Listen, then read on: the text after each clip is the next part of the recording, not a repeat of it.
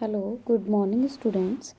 आज हम organic chemistry के यूनिट 4 में कार्बोक्सिलिक एसिड की रिएक्शंस के बारे में पढ़ते हैं। सबसे पहले हम बात करते हैं हेल-वोलार्ड-जेलिंस्की अभिक्रिया। हेल-वोलार्ड-जेलिंस्की रिएक्शन क्या होती है यह अभिक्रिया? तो यह जो अभिक्रिया है वो कार्बोक्सिलिक अम्ल देते हैं।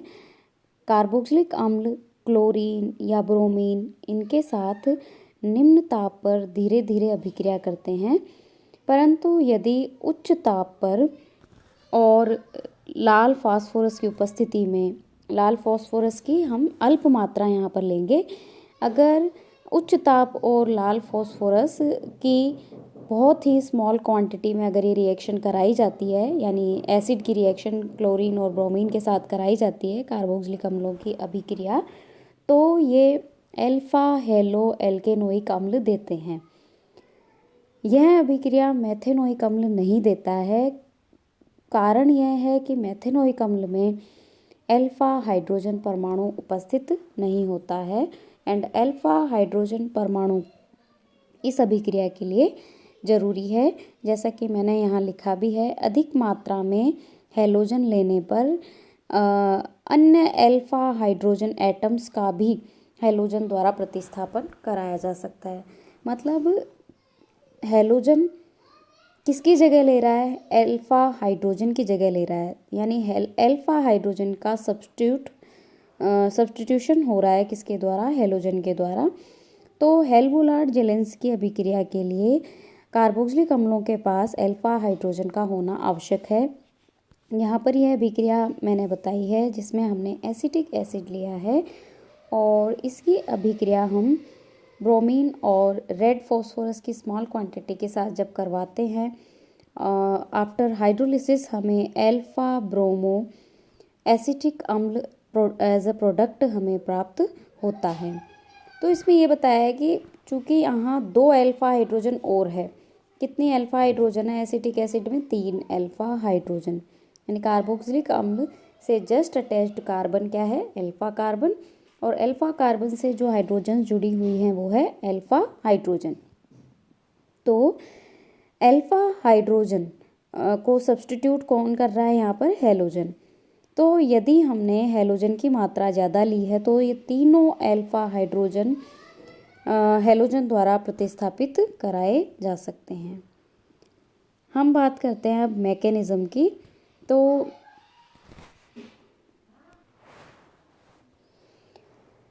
मैकेनिज़्म में हम देख सकते हैं कि हमने क्या लिया है? कार्बोक्सिलिक अम्ल लिया है और सबसे पहले, और रेड फास्फोरस और हेलोजन, जिसमें हेलोजन में हमने क्या लिया है? यहाँ ब्रोमीन का मिक्सचर लिया है।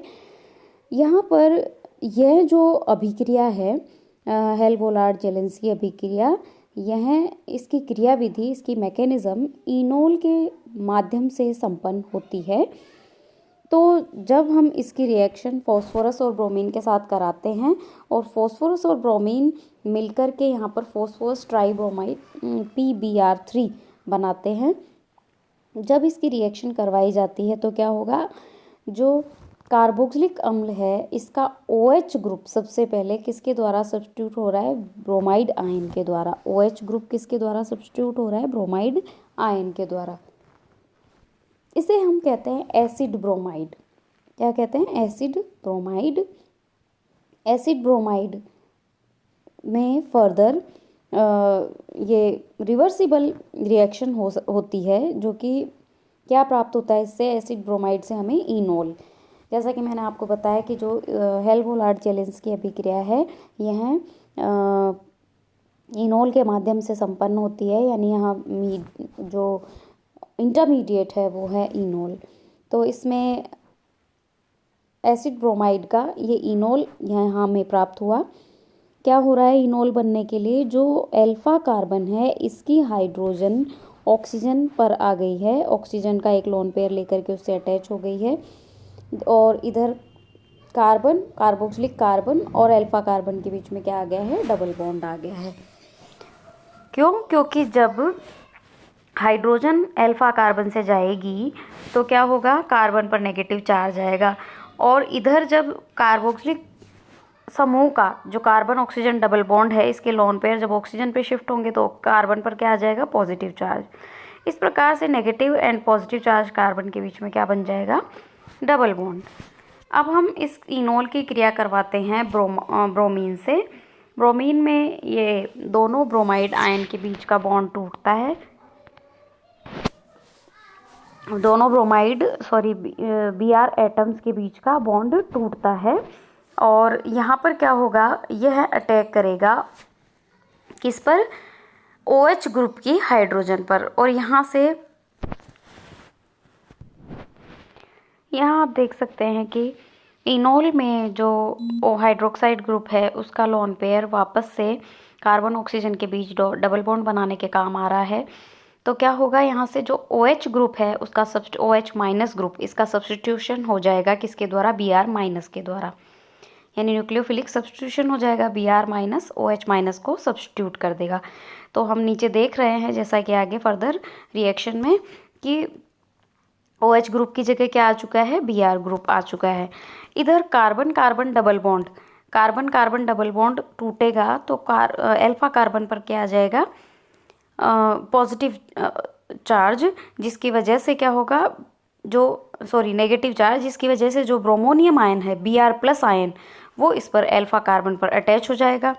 फर्दर इसका जब हम हाइड्रोलिसिस कराएंगे तो क्या होगा, हमें अल्फा हेलो एसिड प्राप्त होगा, क्योंकि हाइड्रोलिसिस के बाद में यहाँ से HBr का मॉलिक्यूल निकल जाएगा और हमें अल्फा हेलो एसिड प्राप्त हो जाते हैं। अब हम बात करते हैं बेयर विलीगर ऑक्सीडेशन की। विलीगर ऑक्सीडेशन तो पर अम्लों के साथ ऑक्सीकरण के द्वारा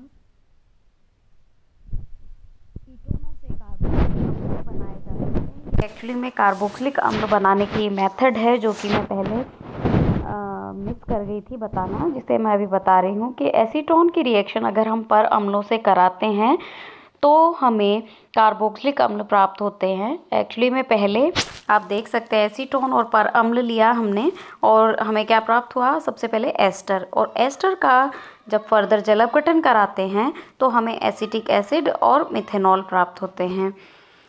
तो इसे कहा जाता है बेयर विलीगर ऑक्सीडेशन। ये बहुत ही इंपॉर्टेंट रिएक्शन है, ये आप लोगों को ध्यान रखनी है कि जब कीटोनों का परअम्लों द्वारा ऑक्सीकरण किया जाता है और तो हमें क्या प्राप्त होते हैं, कार्बोक्सिलिक अम्ल प्राप्त होते हैं, और इस अभिक्रिया को बेयर विलीगर ऑक्सीडेशन कहा जाता है।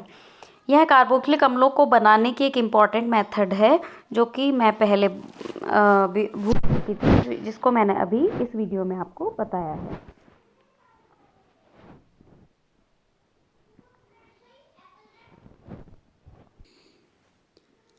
नेक्स्ट है कार्बोक्सिलिक अम्ल की अदर जो रिएक्शन है उनमें हम बात करते हैं सिंथेसिस ऑफ एसिड क्लोराइड, यानी कार्बोक्सिलिक अम्लों से अम्ल क्लोराइड का निर्माण करना। अम्लों से अम्ल क्लोराइड बनाने के लिए जनरली अम्लों की अभिक्रिया PCl3 या PCl5 या SOCl2 के साथ करवाते हैं। ये सभी का अभिकर्मक अम्लों के साथ अभिक्रिया करके एसिल क्लोराइड या अम्ल क्लोराइड अच्छी मात्रा में बनाते हैं। जैसा कि मैंने यहाँ आपको रिएक्शन दी है कि फॉस्फोरस ट्राइक्लोराइड जो है एक साथ 3 मॉलिक्यूल कार्बोक्सिलिक अम्ल के 3 मॉलिक्यूल्स को किस में कन्वर्ट कर सकता है, एसिड क्लोराइड में या एसिड हैलाइड में कन्वर्ट कर सकता है। और इसी प्रकार से अगर हम ले थायोनिल क्लोराइड SOCl2, अगर इसकी रिएक्शन कराएंगे हम कार्बोक्सिलिक अम्ल से तो भी हमें क्या प्राप्त होता है, एसिल क्लोराइड प्राप्त होता है। लेकिन यहाँ पर थायोनिल क्लोराइड से एक मॉलिक्यूल कार्बोक्सिलिक अम्ल एसिल क्लोराइड में कन्वर्ट होता है। यहाँ से HCl और SO2 यानी हाइड्रोजन क्लोराइड और सल्फर डाइऑक्साइड गैसेस जो है यहाँ से निकल जाती है। थायोनिल क्लोराइड जब अम्ल से क्रिया करते हैं तो अभिक्रिया करके ये पहले एक उच्च अभिक्रियाशील मध्यवर्ती एसिल क्लोरोसल्फाइड बनाते हैं और एसिल क्लोरोसल्फाइड पर जब क्लोराइड आयन अटैक करता है, न्यूक्लियोफिलिक अटैक करता है, तो हमें क्या प्राप्त होते हैं? एसिल क्लोराइड प्राप्त होते हैं।